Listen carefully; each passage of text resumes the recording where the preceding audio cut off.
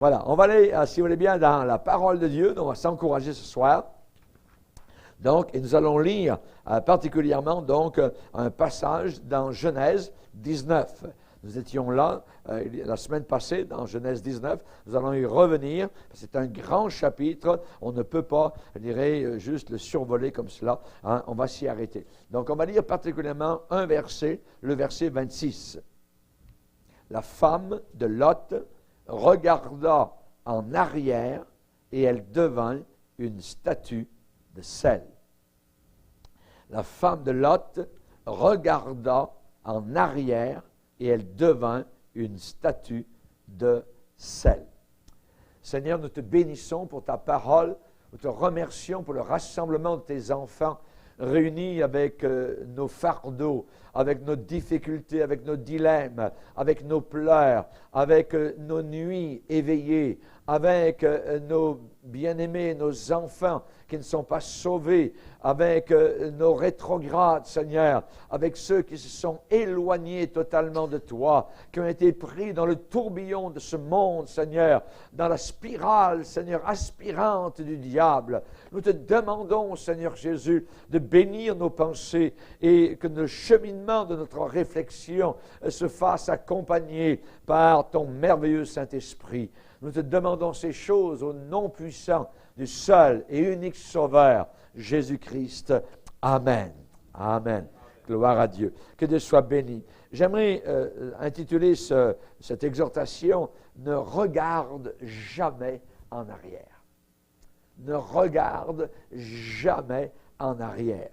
Vous savez que cette femme qui a regardé en arrière, Jésus n'a pas parlé particulièrement de la situation qui existait à Sodome, mais il a dit simplement « Souvenez-vous de la femme de Lot ». Ce qui veut dire que Jésus a insisté fortement sur ce regard en arrière, de regarder en arrière. Ce regard en arrière, c'est-à-dire quelqu'un qui a été sauvé, mais qui regarde évidemment, donc est comme attiré par son ancienne vie, par les anciens péchés, par l'attraction donc de ce monde évidemment damné et condamné. C'est quelque chose de très grave, de très grave. Souvenez-vous de la femme de Lot. Et le texte nous parle de la femme de Lot ici. La femme de Lot regarda en arrière et elle devint une statue de sel. Elle a été tuée. Voyez, elle a été tuée. Donc, c'est un grand péché que cette femme, évidemment, a commis, puisqu'il est dit que le salaire du péché, c'est la mort. C'est la mort. Cette femme-là, donc, était presque sauvée, mais elle était perdue. On ne peut pas être presque sauvé. Ça n'existe pas. Une situation de quasiment sauvé, de presque entré. La personne était presque entrée dans l'arche. Ouais, mais il faut entrer totalement. Il faut mettre les deux pieds à l'intérieur de l'arche pour être sauvé. Évidemment, son grand péché pour la femme de Lot a été simple, regardez en arrière. Voyez, souvenez-vous de la femme de Lot. Il avait été dit au verset 17, les anges avaient dit, après les avoir fait sortir, l'un d'eux dit, sauve-toi pour ta vie, ne regarde pas derrière toi et ne t'arrête pas dans toute la plaine. Ne t'arrête pas dans toute la plaine. Donc, ça veut dire pas d'arrêt. Voyez, constance, marche constante, ayant les regards sur Jésus. Nous allons vers la ville d'Or. Ô pèlerins de la ville d'Or, regarde toujours à Jésus. Regarde toujours à Jésus. Vous savez que ce regard, de regarder en arrière, eh bien, dit ce qu'il y avait dans le cœur de cette femme-là. Ce ne sont pas les paroles qui comptent, ce sont les actes, les actions. Cette femme, elle avait ce mandat, cette parole divine de ne pas regarder derrière. Elle a regardé derrière. Voyez? Ce qui prouve que son cœur, voyez, ce qui prouve que la partie invisible de ce qui était à l'intérieur de son cœur, eh bien, c'était vers Sodome. C'était là-bas qu'étaient, évidemment, donc, ses amis, qui étaient ses possessions, qui étaient toute son attention, et non pas vers le salut qui lui était présenté. Elle est sortie, voyez, mais elle n'est pas entrée dans le salut. Elle a été perdue, donc, parce qu'elle n'était pas sauvée, à cause de ce regard. Et Jésus a été catégorique. Souvenez-vous de la femme de Lot. Donc, on peut dire que cette femme-là a été presque convertie, mais elle n'a pas été sauvée. Elle n'a pas été sauvée. Et vous savez que dans Jude, eh bien, Jude va nous parler du peuple d'Israël, où il est dit que après avoir sauvé le peuple, Dieu fit périr les incrédules. Rendez compte ce qui est dans cette petite phrase? Après avoir été sauvé, périr en enfer. Après avoir été sauvé, le peuple d'Israël, après avoir été sauvé de l'Égypte, être sorti d'Égypte, Dieu fit périr. Il aurait pu les faire périr en Égypte, mais Dieu les avait sauvés, les avait fait sortir donc de l'esclavage, de fabriquer des briques, et ainsi de suite, et les coups de fouet, bâtir les mausolées des pharaons, ainsi de suite. Voyez, Dieu les a fait sortir. Délivrance, délivrance. Et Jude va dire, après avoir sauvé le peuple, Dieu fit périr. Cette phrase est énigmatique, elle est paradoxale, parce qu'il y a deux verbes à l'intérieur de la même phrase qui ne vont pas du tout ensemble. Sauver et périr. Sauver et perdu. Voyez? Après avoir sauvé le peuple, Dieu fit périr les incrédules. On sait que particulièrement la Bible dit dans Actes, où il est dit « Repentez-vous donc et convertissez-vous pour que vos péchés soient effacés. » Voyez? Donc, se repentir, voyez, ça veut dire je reconnais que je suis un pécheur, je reconnais que je suis perdu, je reconnais que je suis un pervers, je reconnais que je suis du côté de Satan, je suis perdu. Et Jésus est venu sauver ceux qui étaient perdus. Voyez? Matthieu nous en parle, Luc 19 nous dit cette même phrase. Il est venu sauver des gens perdus. Et la repentance et la conversion, évidemment, nous donnent droit au pardon des péchés. Mais la femme de Lot est devenue une statue de sel. Elle est devenue statue de sel. Pourquoi regarder en arrière? Pourquoi regarder en arrière si ce que Dieu nous réserve est à contempler devant? Voyez?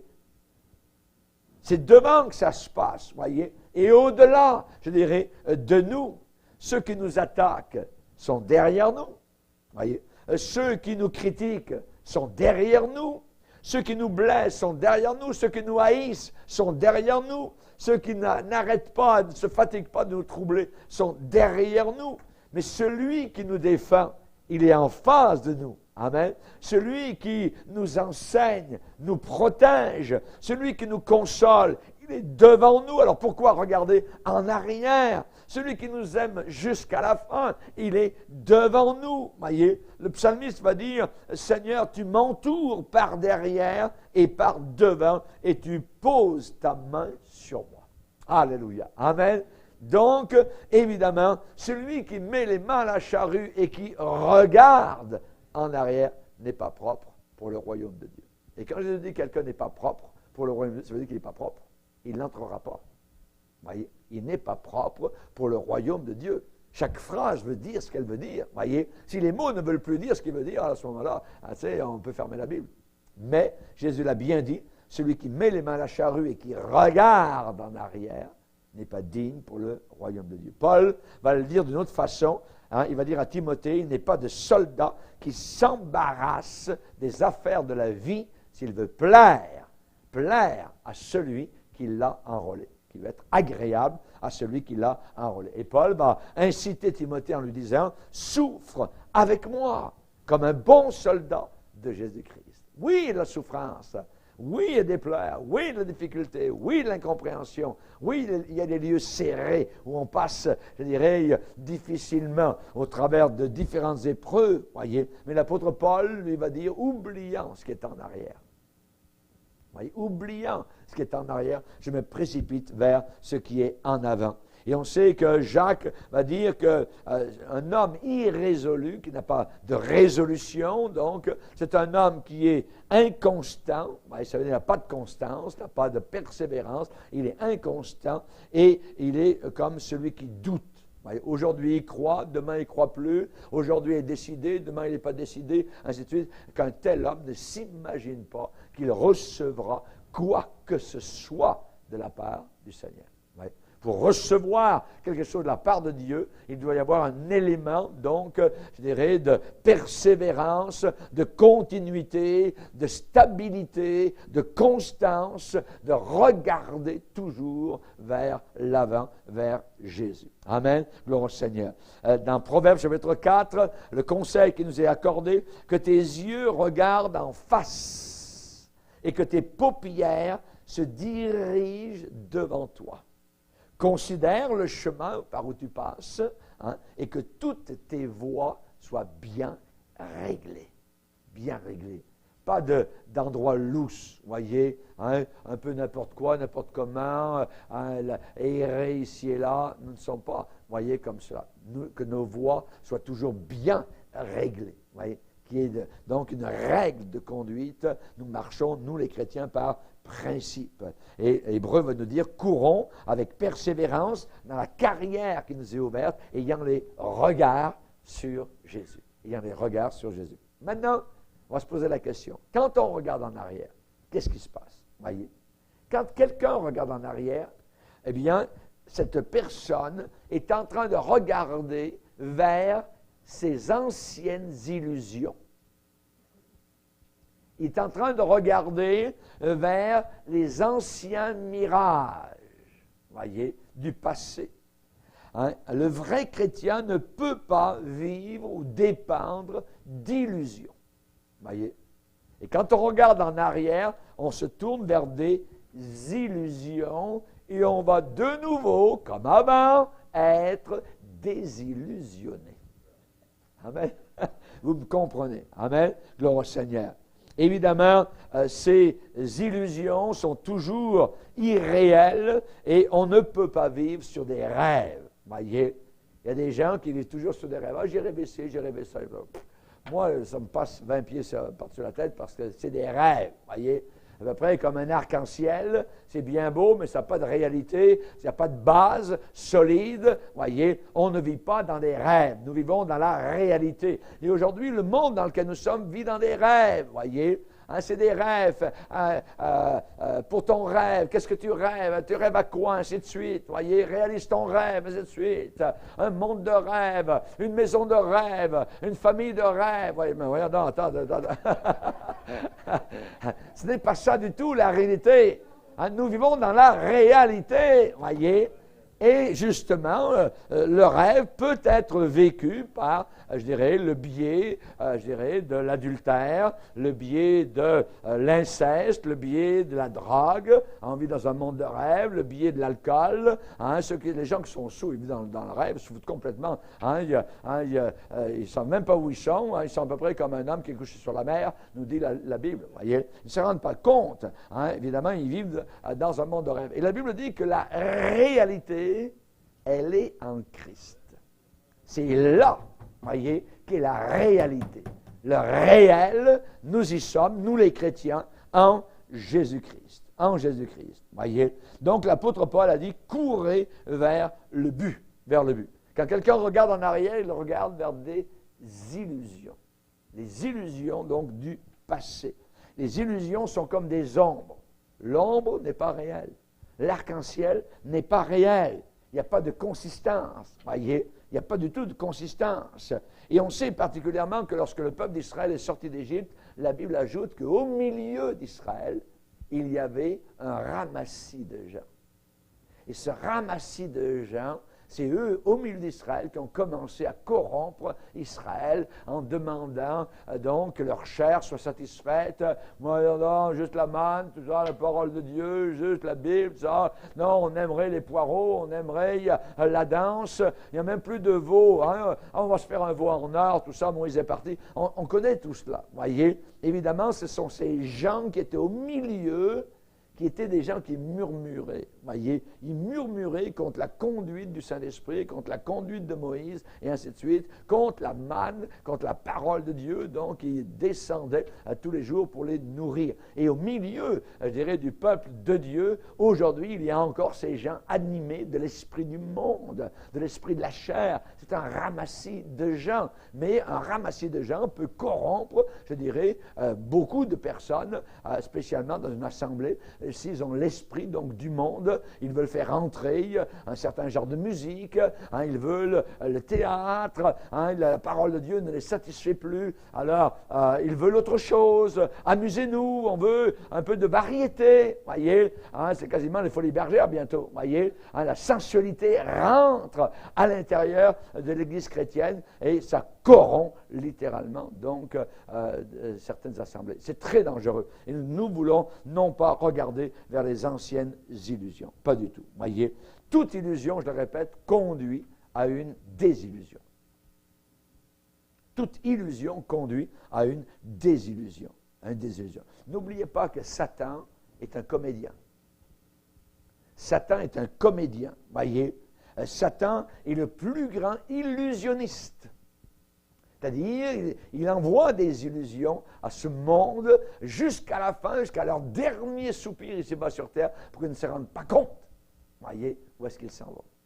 Satan est déguisé. Voyez. Satan est un menteur. Satan est un voleur. Et on sait que la Bible dit, si quelqu'un, après avoir connu le Seigneur, retourne dans le péché, eh bien, il valait mieux que cette personne n'avoir jamais connu la voie de la justice que de se détourner. Que de se détourner, voyez, après l'avoir connu, du saint commandement qui leur avait été donné. Alors, l'apôtre Pierre va employer un exemple clair, frappant. Il leur est arrivé ce que dit un proverbe vrai, parce qu'il y avait des proverbes faux à l'époque, mais il y a un proverbe vrai. Le chien est retourné à ce qu'il avait vomi. Et la truie lavée s'est vautrée dans le bourbier. Voyez? Donc, aller ramasser de la vomissure et remanger de la vomissure, s'il y a une expression plus écœurante que cela, eh bien, Pierre l'a trouvé par le Saint-Esprit.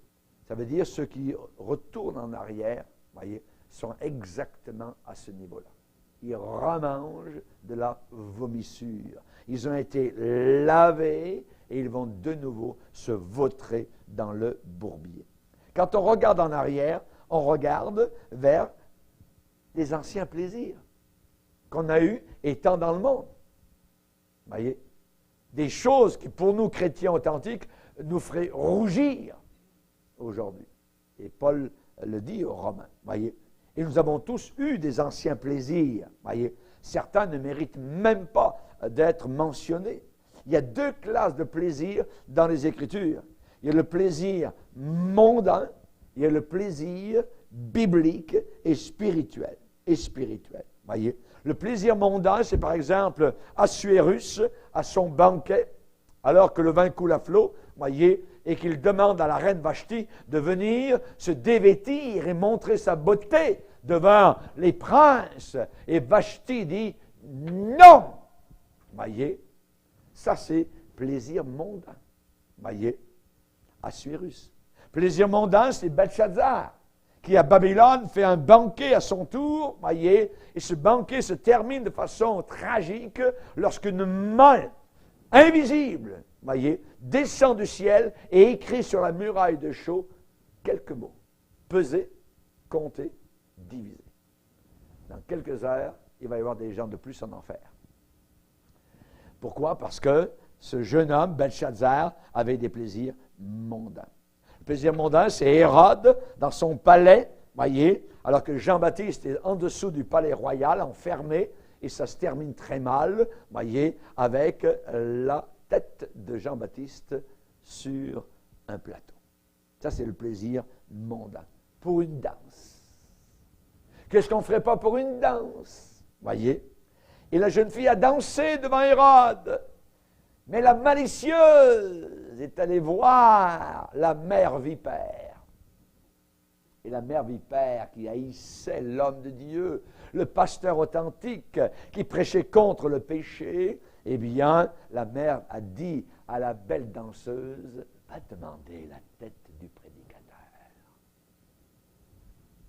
Hérode, entendant cela, parce qu'il avait dit à toutes les convives, à tout le monde, ma belle jeune fille, que c'est beau, que tu as un beau corps, comme tu danses bien, ainsi de suite, blablabla, bla, bla, bla, voyez, devant tout le monde, demande-moi ce que tu veux, je te donnerai.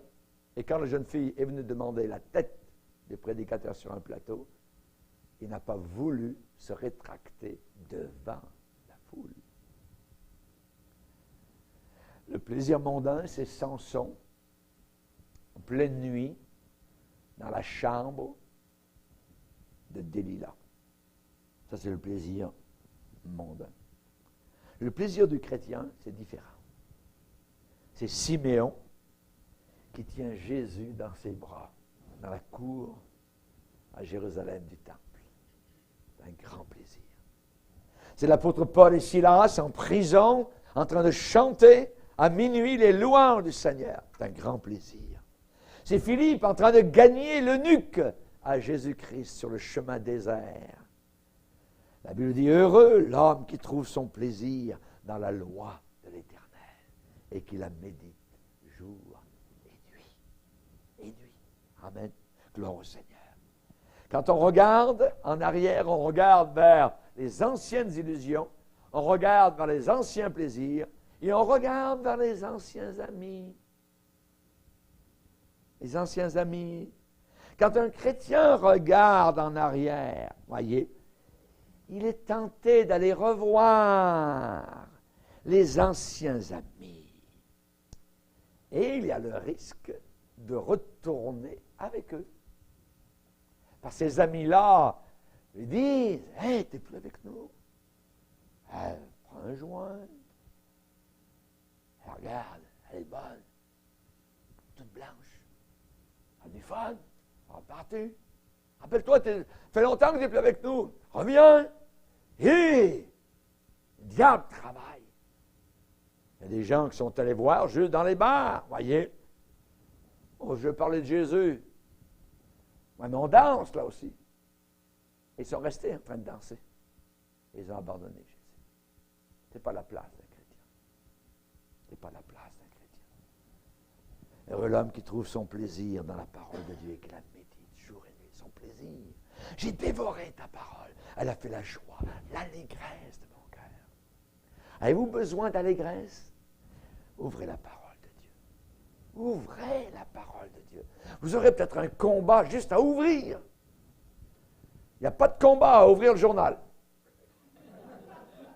Mais ouvrir la Bible, là, il y a un combat. Attention, les mauvaises compagnies corrompent, pourrissent les bonnes mœurs.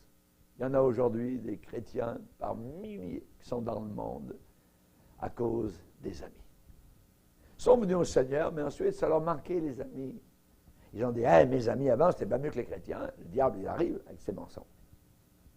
Et quand on regarde en arrière, on regarde vers les anciens amis. Les amis du fils prodigue l'ont exploité jusqu'à son dernier sou. Jusqu'à son dernier sou. Voyez? Mais ce n'étaient pas vraiment les amis du jeune homme. Ils étaient amis de sa poche. Amis de son argent. Amis de l'argent d'un autre, l'argent du père. Il l'avait quasiment volé, cet argent-là. Il l'avait demandé même avant la mort du père. Imaginez, mon héritage. Chers amis, le riche ne connaît pas ses amis. Le riche ne connaît pas ses amis. Parce que ses amis sont bien cachés, se faufilent. Moi, je suis ton ami, ça. Combien se sont mariés pour l'argent de la veuve? Pour l'argent du millionnaire? Pour l'argent du propriétaire? Oui. Le riche ne connaît pas ses amis. Rappelez-vous la foule, les amis, c'est ça qui a failli empêcher Zachée de voir Jésus et d'être sauvé. C'est la foule qui cachait. Oui. Bartimée. C'est la foule, les amis, qui ont quasiment empêché Bartimée d'approcher Jésus-Christ et d'être guéri et de le suivre. C'est la foule et les amis qui ont empêché la femme qui avait la perte de sang d'approcher Jésus et d'être guérie. Quand les amis sont un empêchement de s'approcher de Jésus, laissez-les, abandonnez-les, totalement, complètement. Voyez. Rappelez-vous, les 4 hommes, les vrais amis, qui sont allés voir le paralytique, on va t'amener à Jésus. Ça, c'était des amis. Et ils ont tout fait pour l'amener aux pieds de Jésus. Ils ont passé au travers des obstacles. Là aussi, les amis empêchaient d'entrer dans la maison. Alors, ils ont passé par derrière, ils ont monté l'escalier, ils ont défait une partie du toit pour descendre leurs amis. Ça, c'est des amis. Ceux qui vous amènent, qui vous parlent de Jésus-Christ, de votre âme éternelle. L'ami aime en tout temps. Les blessures même d'un ami prouvent sa fidélité. Un véritable ami va vous blesser. Merci Seigneur pour les pasteurs qui blessent encore aujourd'hui. Non pas pour blesser ou faire du mal ou quoi que ce soit, mais pour dire simplement la vérité. C'est à nous placer dans le bon sens du poil. Voyez, il y a un petit garçon qui flattait son chat, voyez, mais il le flattait dans le mauvais sens du poil. Ça n'allait pas bien pour flatter. On lui a dit, change de sens. Il dit non, il dit, c'est le chat qui est mal placé. Il y a des gens qui sont comme cela. Voyez, ils ne veulent pas changer.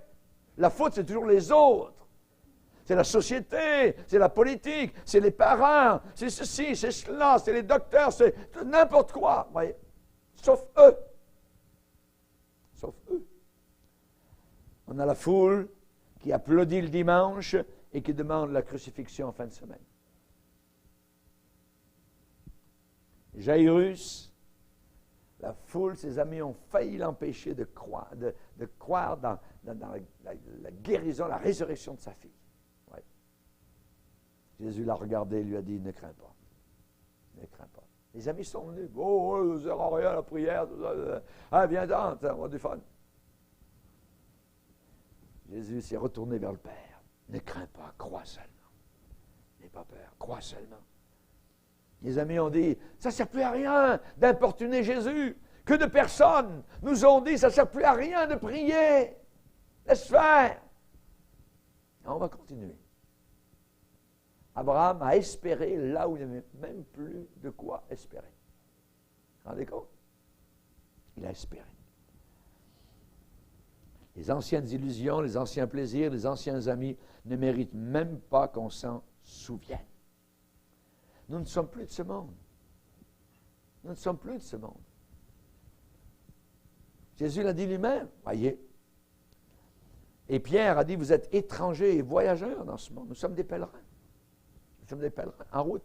Dans l'Épître aux Hébreux, il est déclaré en disant, c'est dans la foi qu'ils sont tous morts, sans avoir obtenu les choses qui leur étaient promises. Mais ils les ont vus et salués de loin, reconnaissant qu'ils étaient étrangers et voyageurs sur la terre. Ceux qui parlent de cette manière-là montrent qu'ils cherchent une patrie. S'ils avaient eu en vue la patrie d'où ils étaient sortis, ils auraient eu le temps d'y retourner. Mais maintenant, non. Ils ne veulent pas y retourner. Ils en désirent une meilleure, c'est-à-dire une patrie céleste. Une patrie céleste. C'est pourquoi Dieu n'a pas honte d'être appelé leur Dieu, parce qu'il leur a préparé une ville. Une ville. Alléluia. Gloire au Seigneur. Chers amis, je vais vous dire une chose. Qu'arrive-t-il à ceux qui regardent en arrière? La première chose, ils ne sont pas aptes pour le royaume de Dieu. Ils ne sont pas aptes pour le royaume de Dieu. Quiconque met les mains à la charrue, regarde en arrière, n'est pas propre pour le royaume de Dieu. Le moment où nous mettons les mains à la charrue de l'Évangile, nous sommes engagés dans l'œuvre de Dieu. Engagés dans l'œuvre de Dieu. Nous ne voulons pas, et nous ne pouvons pas, si nous avons un cœur pour Jésus-Christ, regarder en arrière. Je ne peux même pas imaginer de regarder en arrière, moi personnellement. Ça n'a aucun sens. Ça n'aurait aucun sens de regarder en arrière. La Bible parle, dans Philippiens, de certains qui sont ennemis de la croix de Jésus-Christ. Ils ne pensent qu'aux choses de la terre. Et ils ont leur sensualité, leur ventre pour Dieu. Il ne pense qu'aux choses de la terre. Paul a dit, oubliant ce qui est en arrière, je me précipite vers ce qui est en avant. Et dans l'Ancien Testament, il y a un très beau passage dans Genèse 45 où Joseph va faire monter ses frères, je dirais, les faire venir du pays d'Israël au nord pour qu'ils s'installent en Égypte. Voyez? Et il est dit dans Genèse 45, verset 18, 17, Pharaon dit à Joseph, dis à tes frères, faites ceci, chargez vos bêtes et partez pour le pays de Canaan, prenez votre père et vos familles et venez auprès de moi. Je vous donnerai ce qu'il y a de meilleur au pays d'Égypte et vous mangerez la graisse du pays. Tu as ordre de leur dire, faites ceci. Prenez dans le pays d'Égypte des chars pour vos enfants et pour vos femmes. Amenez votre père, le vieux père Jacob, et venez. Et regardez bien au verset 20. Ne regrettez point ce que vous laisserez, car ce qu'il y a de meilleur dans tout le pays d'Égypte sera pour vous. Ne regrettez pas ce que vous laisserez. Le problème aujourd'hui de beaucoup de personnes, il est là. Parce qu'ils sont devant un choix, ils aimeraient servir le Seigneur, ils savent que c'est la vérité, mais le diable leur montre ce qu'ils vont abandonner. Hé, tu vas servir Jésus, tu ne pourras plus faire ceci, tu ne pourras plus faire cela, tu ne pourras plus aller à tel endroit, tu pourras... voyez. Et justement, ils croient ce mensonge-là. Et ils ne savent pas ce qui leur manque, ce qui va leur manquer. Le meilleur est avec Dieu, pas avec le diable. Voyez, le meilleur est du côté du Seigneur. Voyez. Ne regrettez pas ce que vous allez laisser. Alléluia. Chers amis, ces gens qui regardent en arrière, je vais vous le dire franchement, clairement, ils ne verront jamais l'époux. Ils ne verront jamais l'époux qui est Jésus. Voyez. Vous prenez la Rebecca, la belle Rebecca. Quelle constance, quelle persévérance dans cette jeune fille. Quelle ténacité. Cette femme-là, elle a quitté son foyer. Elle a quitté totalement sa région, ses montagnes, pour aller vers l'inconnu. Elle a dit, quand le serviteur lui a demandé, « Veux-tu venir ?» Elle a dit, « J'irai. J'irai. » Elle n'a plus jamais regardé en arrière. J'irai. Et c'est ce regard du chrétien que nous devons avoir, le regard qu'avait Rebecca. Son regard était définitivement vers l'avant, vers son futur époux, qu'elle n'avait jamais vu, qu'elle ne connaissait pas, mais que le serviteur lui renseignait, lui donnait des renseignements, chaque jour lui en parlait donc du fameux Isaac, le fils de son patron, Abraham. Et donc, évidemment, elle a regardé jusqu'à ce qu'un jour, elle a pu contempler Isaac. Elle l'a vu. Oui. Il est dit, Rebecca leva les yeux et vit Isaac là-bas. Elle vit Isaac.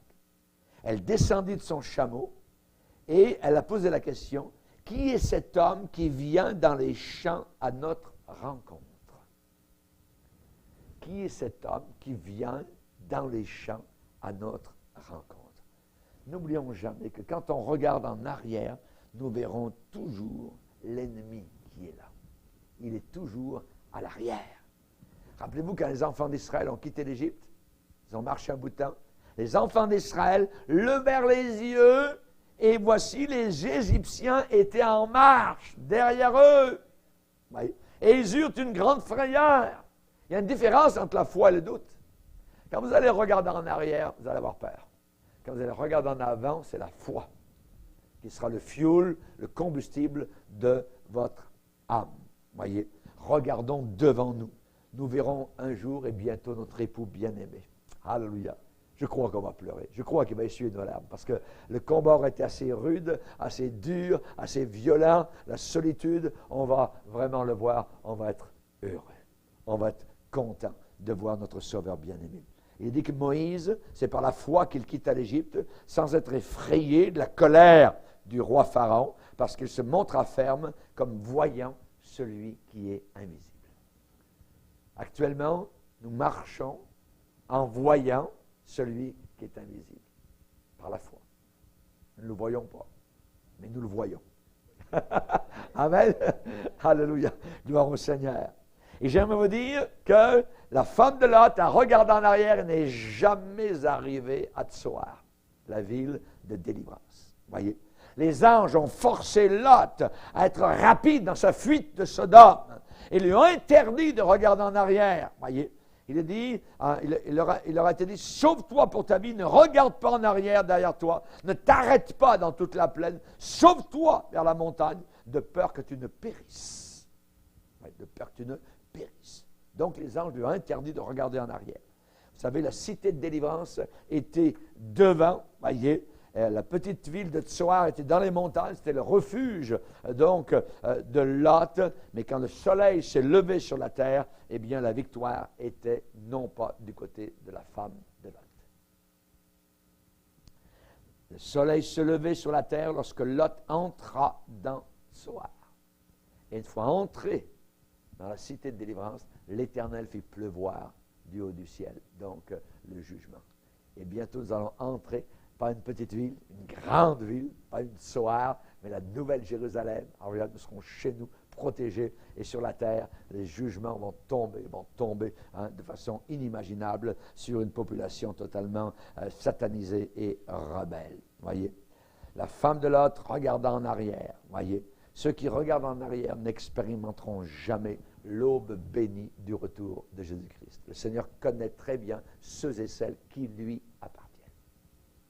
C'est une question d'appartenance, donc de cœur. Moi, j'ai décidé de suivre Jésus. Alors, je le suivrai, quoi qu'il arrive. Et si je suis seul à suivre Jésus, je le suivrai. Nous avons été dans certaines églises avec mon épouse à la réunion de prière de vendredi soir. Il y a une femme un jour qui est arrivée et nous dit, mais on a essayé la prière, ça n'a jamais rien fait. C'est pas la peine. Il faut annuler cette réunion de prière. Jamais, on a dit. C'est là qu'est la puissance. Pas étonnant que l'église dans laquelle on était une église qui était totalement, je dirais, sans dessus-dessous, qui était désaffectée, on ne sentait pas une once de foi quand on est arrivé. Donc, pendant tout un été, on a travaillé dans cette église-là. Et là, le vendredi soir, on est arrivé, moi, mon épouse et une autre personne, cette femme-là. 3 à réunion de prière. Et ensuite, cette femme nous dit, il faudrait arrêter le vendredi soir, ça ne sert à rien. On a déjà essayé la prière. Vous vous rendez compte? C'est un blasphème, c'est une incrédulité totale, c'est abominable. On a déjà essayé la prière. Ah oui? Et on va essayer encore. Amen. En terminant, je vous dirais, regardons toujours à Jésus. Amen. Il est l'agneau de Dieu qui ôte le péché. Personne d'autre ne peut enlever le péché.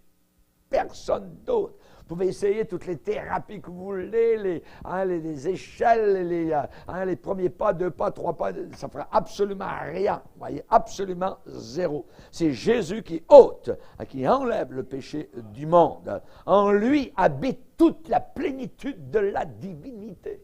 Il est Dieu. Ah, gloire au Seigneur. C'est lui qui guérit les corps malades. C'est lui qui baptise dans le Saint-Esprit. Il est notre pasteur suprême qui marche devant nous. Nous sommes retournés vers le pasteur des brebis, le gardien de nos âmes, gloire au Seigneur. Et finalement, nous le voyons couronné de gloire et d'honneur à cause de la mort qu'il a souffert à la croix de Golgotha. Amen. Merci Seigneur. Bientôt, il va redescendre du ciel et il va nous prendre avec lui ceux qui auront eu toujours leur regard vers lui. Ceux qui regardent en arrière ne sont pas dignes pour le royaume de Dieu. Voyez, ils vont rester. Ils vont servir l'Antéchrist. Ils vont prendre la marque. Voyez, ils vont adorer la bête, ainsi de suite. Voyez, et ils vont descendre dans l'enfer éternel. C'est terrible, mais c'est ce que la Bible enseigne. Et c'est la parole de Dieu. Il ne disparaîtra pas un seul iota de ce qui est écrit. Amen. Que Dieu nous garde, que Dieu nous protège. Amen. Et nous désirons donc encore terminer cette soirée de prière à part quelques moments devant le Seigneur. Amen. On va prier le Seigneur.